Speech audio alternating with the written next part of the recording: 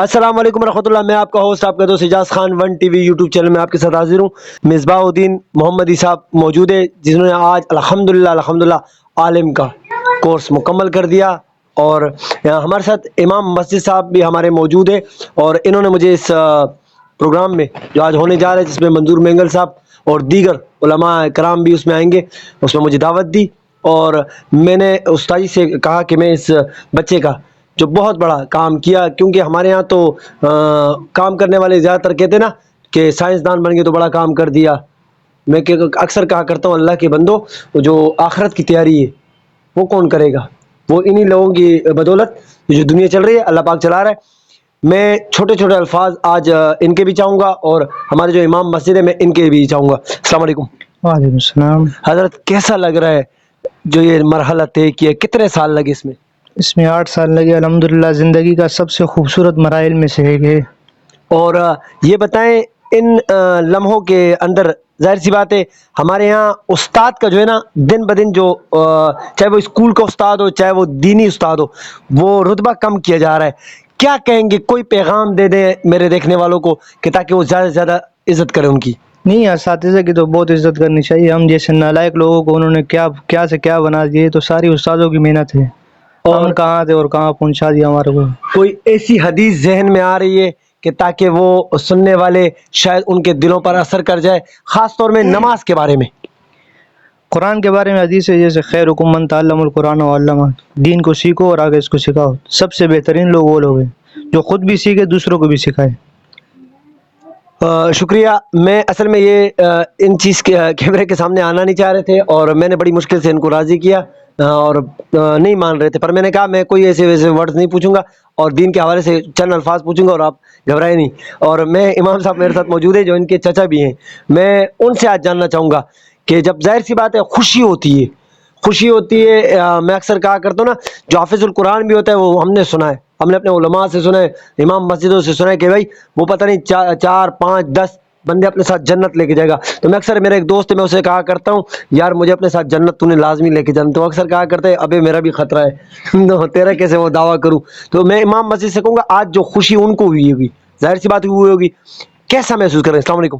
وعلیکم السلام. حضرت یہ بتائیں آپ کو ماشاءاللہ جو آپ کے بھتیجے نے جو کیا ہے, دنیائی لحاظ سے تو مجھے پتہ ہے کہ کسی کو نظر آیا نہ آیا, آپ جیسے کیونکہ علم کے ساتھ آپ کا واسطہ ہے, آپ کو پتہ ہے, کیا کہیں گے؟ کوئی پیغام دے دے, اور تاکہ آنے والی جتنی بھی ہماری نسلیں وہ زیادہ سے زیادہ لوگوں کو اس طرف راغب کرے, دین کی طرف اور آخرت کی طرف.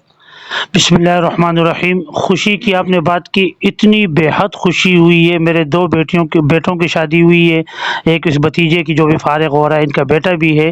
اس سے زیادہ خوشی مجھے آج ہو رہی ہے. آپ اندازے سے لگائیں کہ پروگرام ابھی عشاء کے بعد ہوگا, اور ہم زور کے بعد سے آ کے یہاں بیٹھے ہوئے خوشی منا رہے, اور انتہائی خوشی کا موقع ہے ہمارے لیے.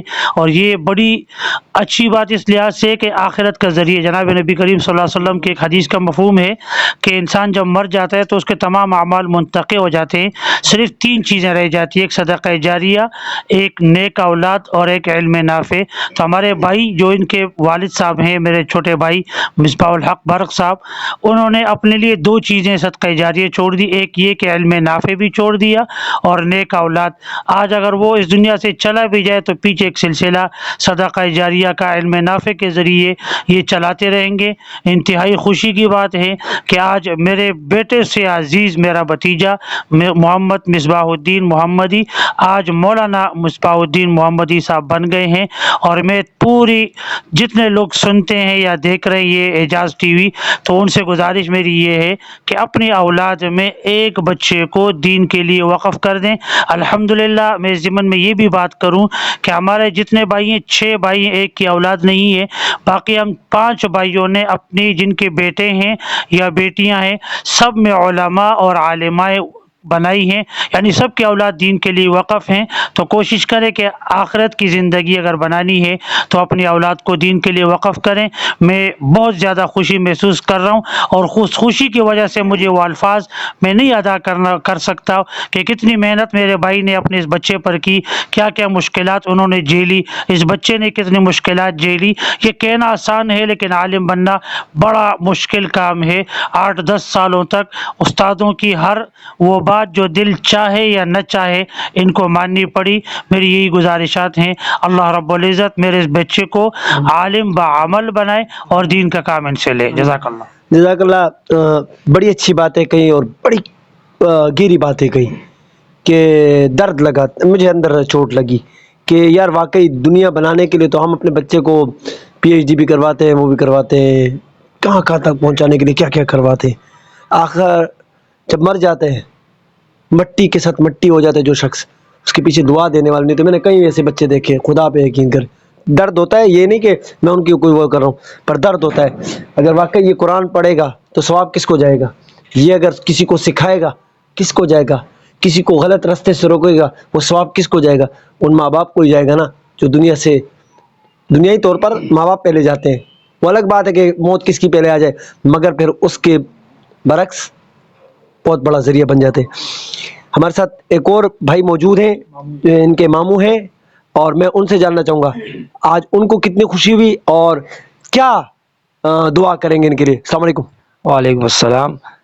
हज़रत ये बताएं, करीब आ जाएं, हज़रत ये बताएं कितनी खुशी हुई आज? अल्हम्दुलिल्लाह, बिस्मिल्लाहिर्रहमानिर्रहीम।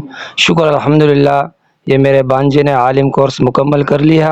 इंशाल्लाह मुझे बेहद खुशी महसूस हो रही है। ये बताएं, अगर जैसे बहुत से लोग हैं दुनिया में लग कर दुनिया के काम कर रहे हैं, कोई ऐसी बात कर जाएं, क्योंकि ये बज़ाहिर जो चेहरा आपको नज़र आ रहा है माशाल्लाह, दाढ़ी ठीक है, कारी साहब उस्ताद जी के चेहरे पे या मेरे चेहरे पर, ये मैंने तो अपने वालिद साहब को देख के नहीं रखी, मैंने नबी अलैहिस्सलातु वस्सलाम की मोहब्बत में रखी है। ऐसे ही है, आपने भी ऐसे रखी है।